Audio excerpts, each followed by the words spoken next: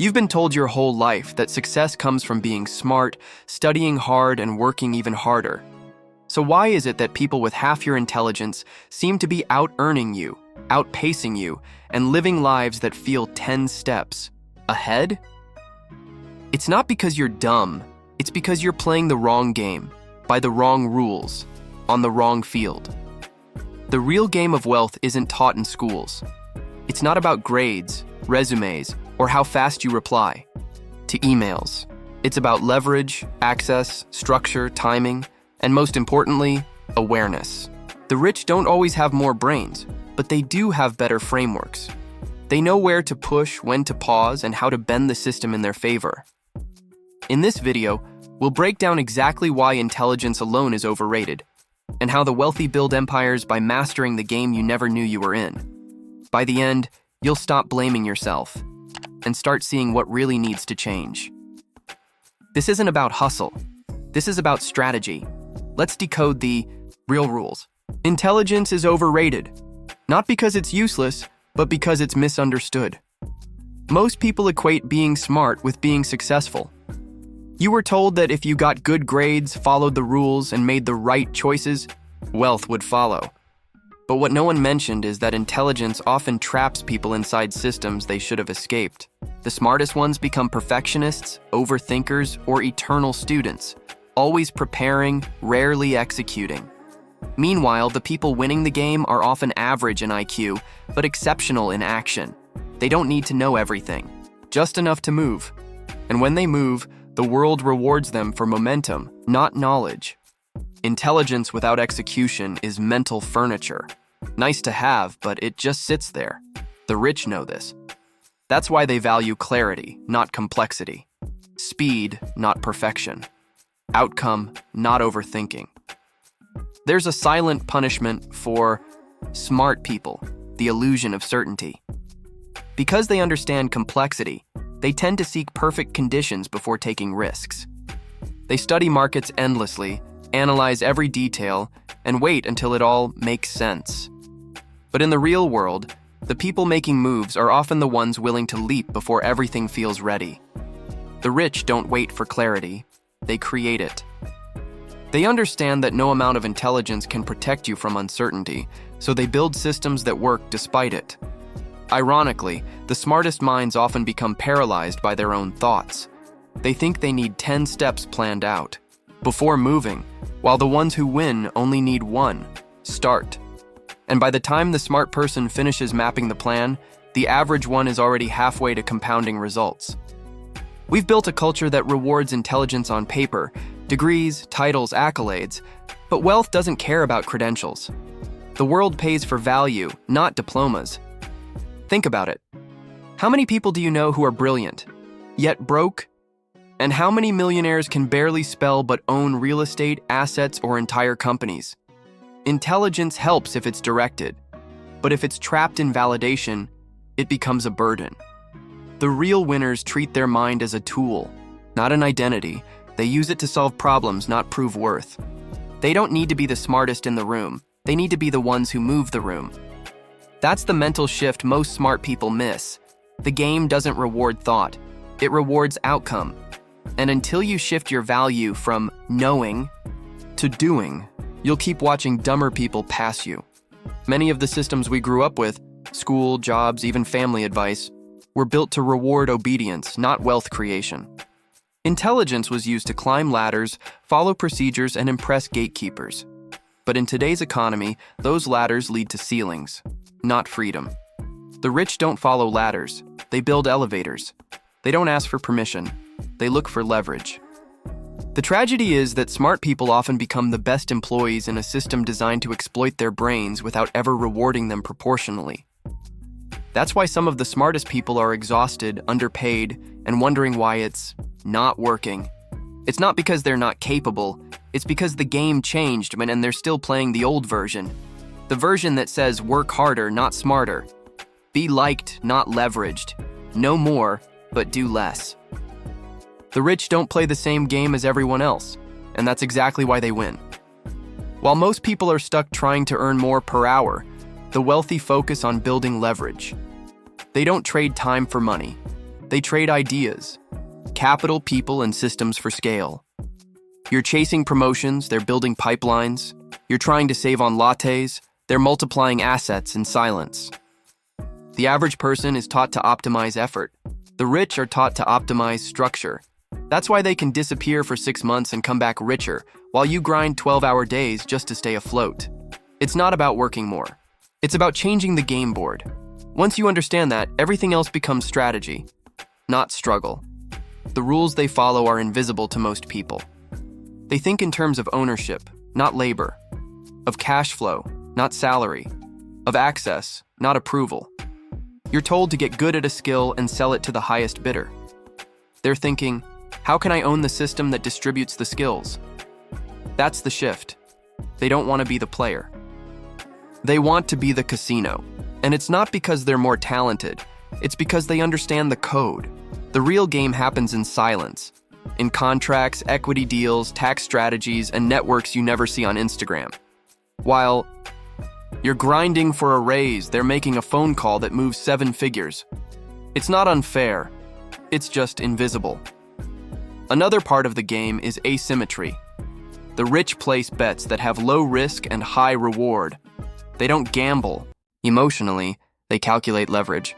They understand that 80% of results come from 20% of actions. So they double down where it matters. They hire when others hesitate.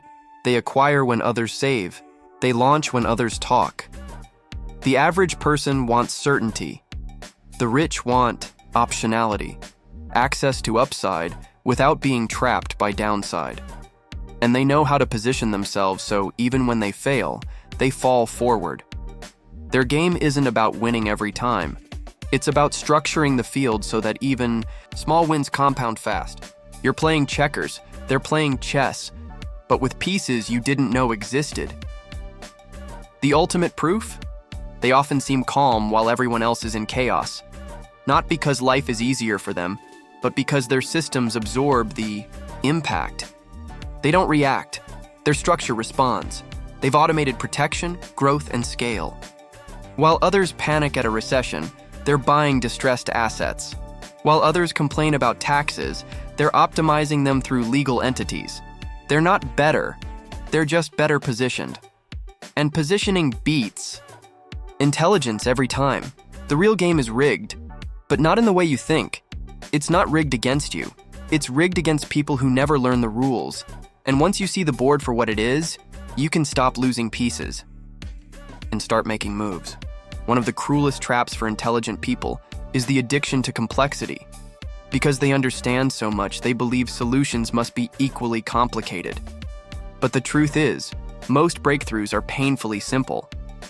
And the wealthy know this. They strip problems to their core and focus on the essentials. Meanwhile, the overthinkers build systems so intricate that they collapse under their own weight. Complexity becomes a hiding place. It feels productive, but it delays action. Smart people often mistake thinking for progress. But thoughts without execution are just expensive daydreams. The rich, they move first, refine later. They iterate in motion, not in theory. And in a fast-moving world, speed beats intellect. Every single time. Another trap is the worship of validation. Intelligent people often grow up praised for being the smart one, and that identity becomes a prison. They avoid risks because failure would challenge their self-worth. They won't try something new unless they're 100% sure they'll succeed. That's why many never launch that side project, ask for the deal, or leave the safe job. The rich, on the other hand, don't care how they look. They care how they live. They're okay being underestimated because they know success is the loudest response. While the smart person is trying to be right, the rich person is trying to get results. One lives for approval, the other for freedom. Perfectionism is another silent killer. It disguises itself as a virtue, but it's often just fear dressed as discipline. Smart people want the perfect plan, the perfect timing, the perfect setup. But wealth doesn't wait for perfect. It rewards momentum. The rich understand that progress compounds faster than perfection. They release version 1.0 while others are still tinkering with the blueprint. And because they move, they learn. Because they learn, they adapt. And because they adapt, they grow. Perfectionists delay growth in the name of preparation.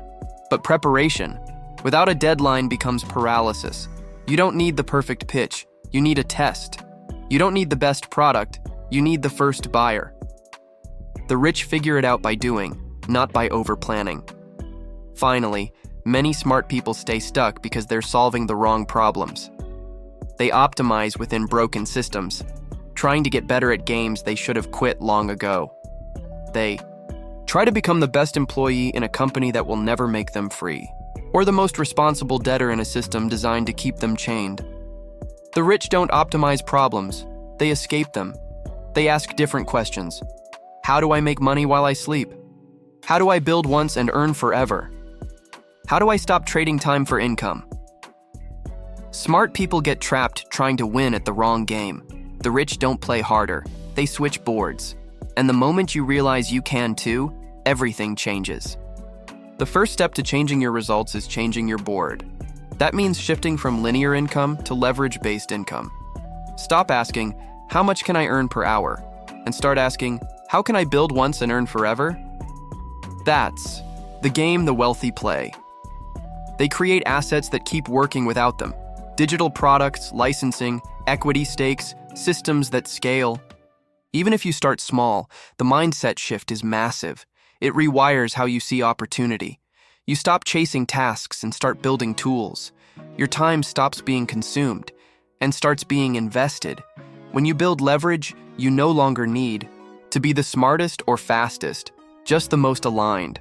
And alignment compounds faster than effort. The next move is simplification. Strip away everything that isn't moving you forward. Stop learning random skills. Stop chasing every opportunity. Focus on high-impact actions that create outsized results. Wealthy people are obsessed with signal over noise. While others are chasing novelty, they're chasing clarity. Most people lose because they're trying to win everywhere. But money doesn't reward scattered effort. It rewards focused momentum. Pick a direction. Build structure around it.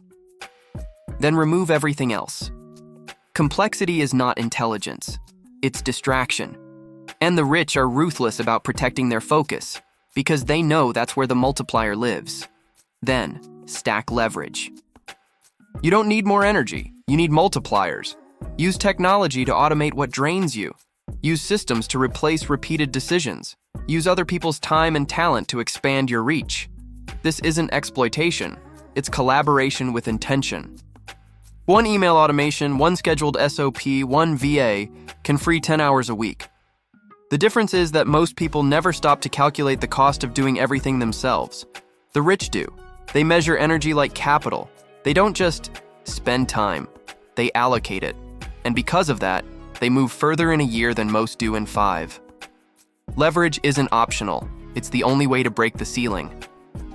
Finally, audit your inputs. Your thoughts, your circle, your content diet, they're either reinforcing the wrong game or helping you switch boards. Wealth doesn't grow in noise. It grows in designed environments. If your circle values safety over scale, you'll play small. If your content is just entertainment, you'll stay distracted. Smart people often fail to realize that brilliance without exposure is like fire without oxygen. It dies out. So curate your surroundings like your life depends on it. Because it does. The wrong game doesn't just keep you broke, it keeps you blind. But the moment you change what goes in, everything that comes out starts to transform. You've been told it's your fault, that if you're not rich yet, it's because you're not smart enough, disciplined enough, or working hard enough. But now you know the truth. It's not about your intelligence. It's about the game you're playing. The wealthy aren't winning because they're better. They're just following a different set of rules. They use systems instead of hustle, structure instead of struggle, and positioning instead of permission. You've been fighting with the wrong weapons, on the wrong battlefield. But that changes now. Because once you see the game, you can start playing it on your terms. You don't need to be perfect. You need to be strategic. So stop blaming yourself. Start building leverage. And remember, the dumbest person in the room might still win if they're playing the right game. Are you subscribe for more truth like this? Comment. What's the one wrong game you're done playing?